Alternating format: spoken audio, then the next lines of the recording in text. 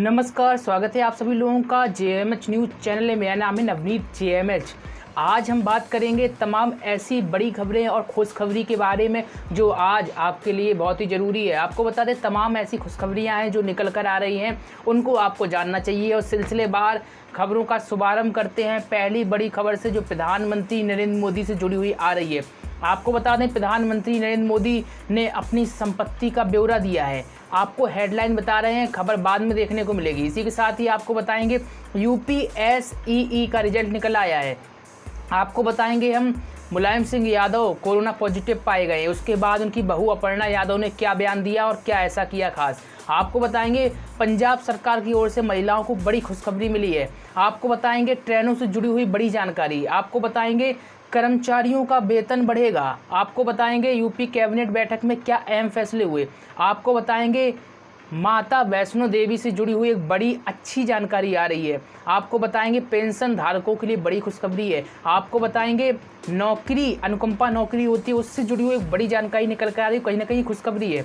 आपको बताएंगे supreme court ने जो ऑनलाइन ट्रांजैक्शन कंपनी है उन पर एक बड़ा प्रहार किया, एक तरफ से उनके ऊपर बड़ी कार्रवाई की है। और इसी के साथ ही आंगनबाड़ी बहनों से भी जुड़ी हुई एक खबर हम अहम जो है वो बताएंगे। तो सिलसिलेवार शुभारंभ करते हैं पहली बड़ी जो खबर निकल कर आ रही है उससे। आपको बता दें, प्रधानमंत्री नरेंद्र मोदी की संपत्ति के बारे में पहली बड़ी खबर निकल कर आ रही है। आपको बता देते, प्रधानमंत्री नरेंद्र मोदी की चल संपत्ति पिछले 15 महीनों में 36.53 लाख रुपए बढ़ गई है।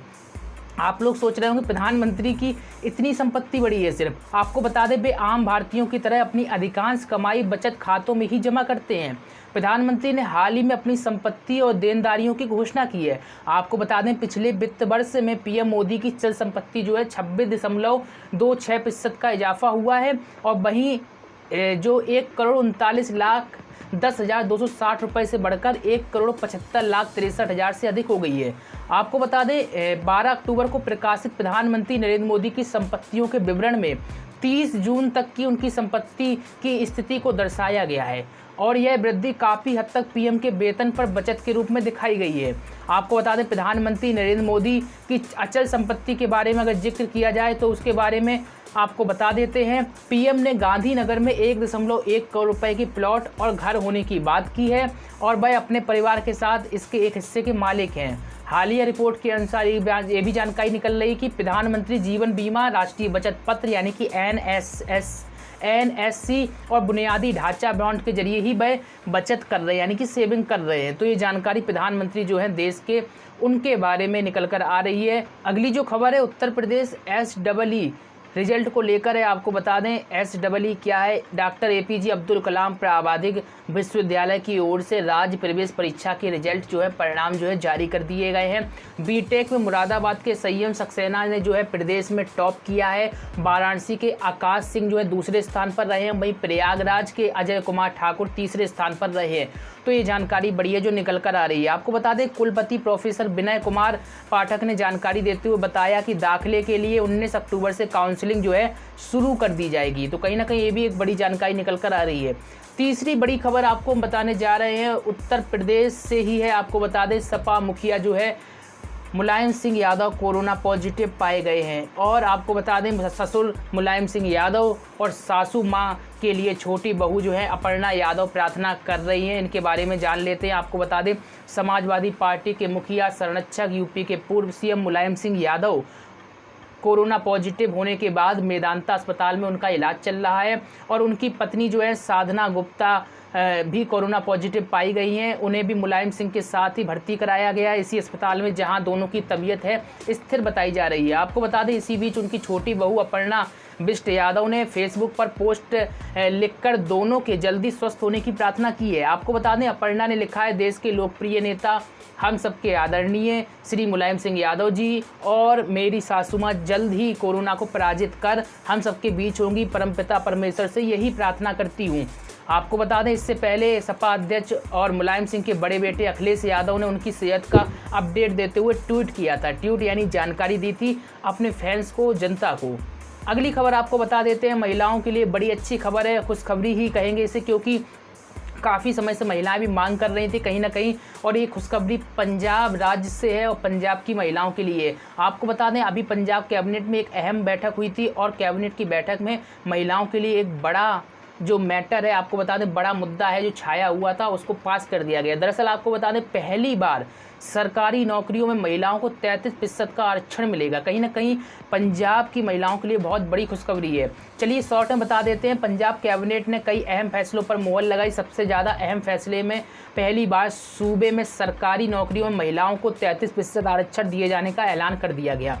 आपको बता दें पंजाब स्टेट सिविल सर्विसेज में सीधी भर्ती महिलाओं को यह आरक्षण मिलेगा, और इसके अलावा रोजगार प्लान 2020 से 22 यानी कि इन 3 सालों में युवाओं को 1 लाख सरकारी नौकरियां देने को भी मंजूरी मिली, यानी कि 1 लाख जो है वैकेंसियाँ निकलेंगी। आपको बता दें साथ ही रिटायर हो रहे डॉक्टरों का सेवा काल भी फिलहाल के लिए 31 दिसंबर तक बढ़ा दिया गया। इसके अलावा किसानों से जुड़ी हुई और झुग्गी झोपड़ियों में रहने वालों को मालिकाना हक देने जैसे अहम फैसले पंजाब सरकार की कैबिनेट बैठक में हुए हैं।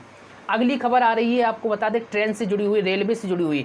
नवरात्रि का महापर्व आने वाला है। नवरात्रि मेले और दिवाली व छठ में ज़रूरत के हिसाब से पूजा स्पेशल ट्रेन चलेंगी। आपको मालूम होगा कि अभी कोरोना की वजह से सभी ट्रेनें नहीं संचालित की जा रही, सिर्फ स्पेशल ट्रेनें ही संचालित की जा रही हैं।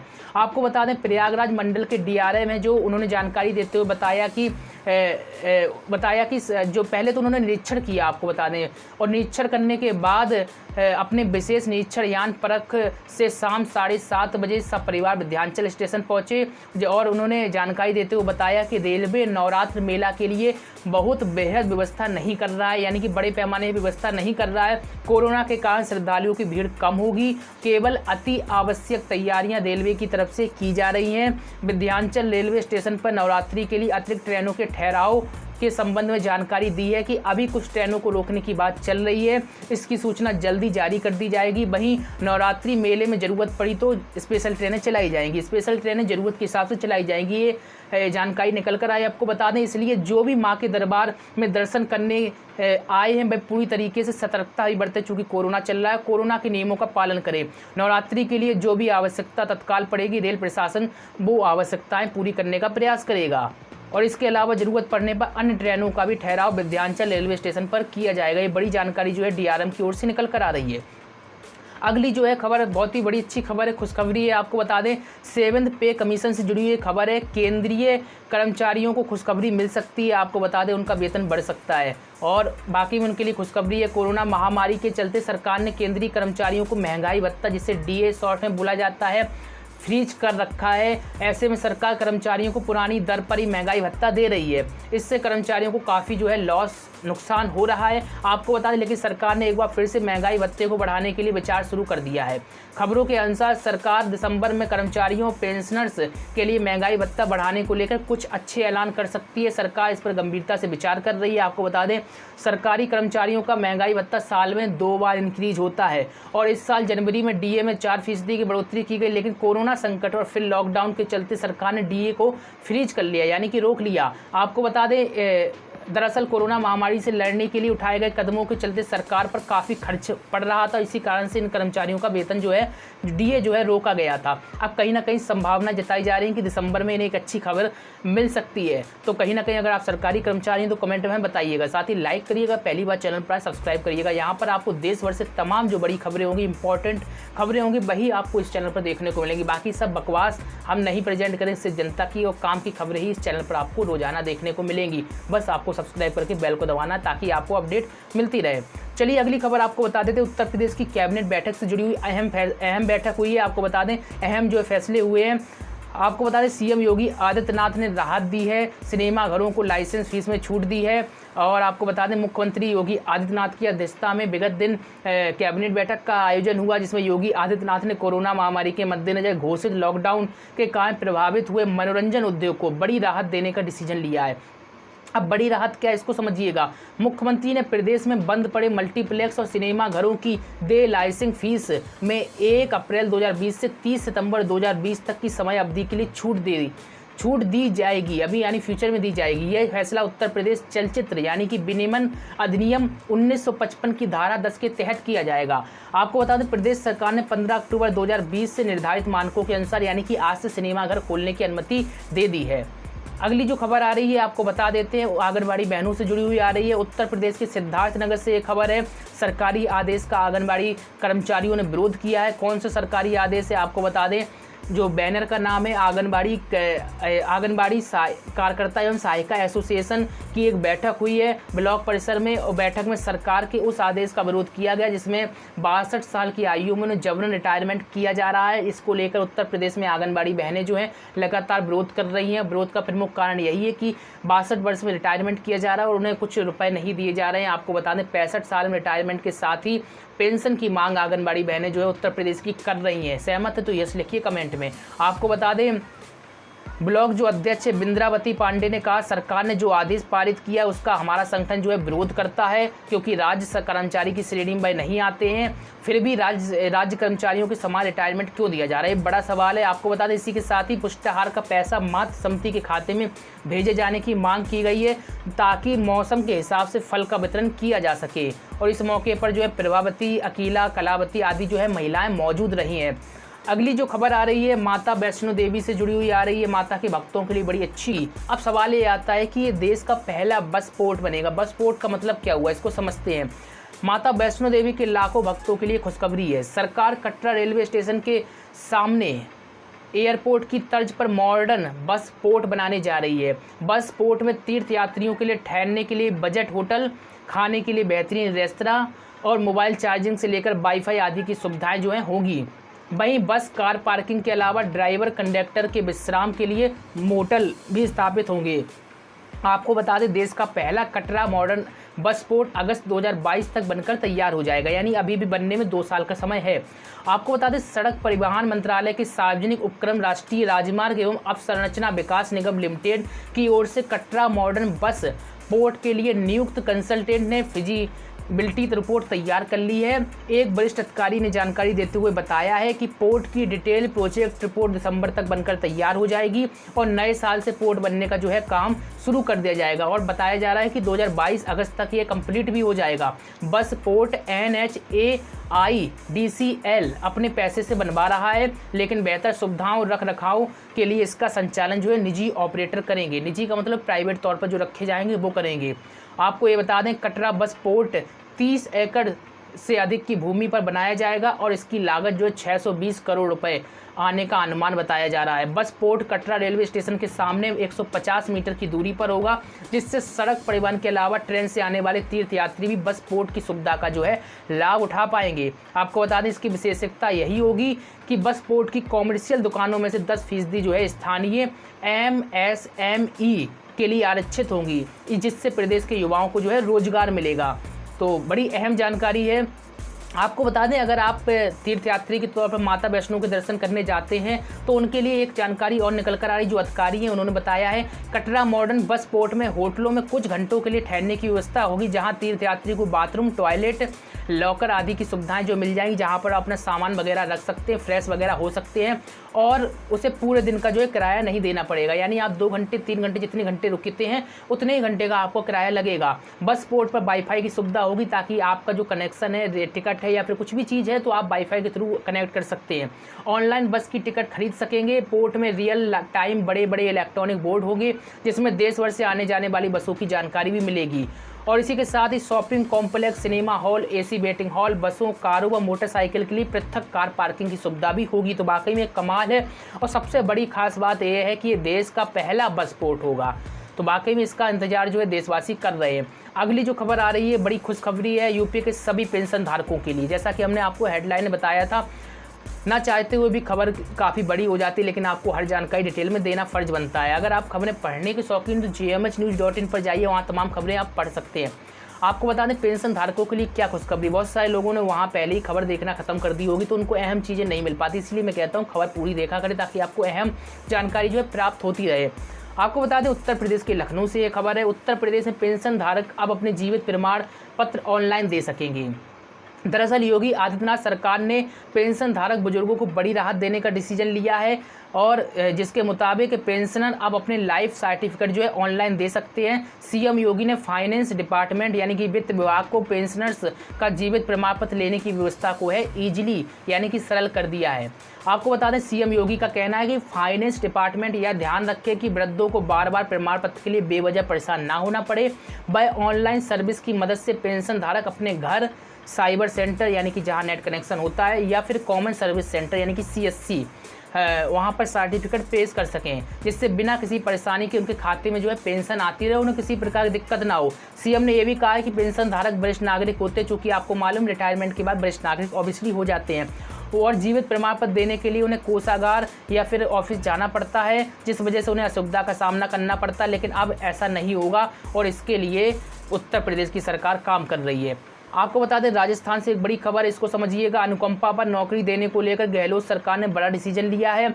पद रिक्त नहीं होने पर दूसरे विभाग में नौकरी मिल जाएगी। इसको इन शॉर्ट समझ लेते हैं। आपको बता दें राजस्थान की अशोक गहलोत सरकार ने अनुकंपा पर नौकरी देने के संबंध में महत्वपूर्ण डिसीजन लिया है। इसको समझिएगा।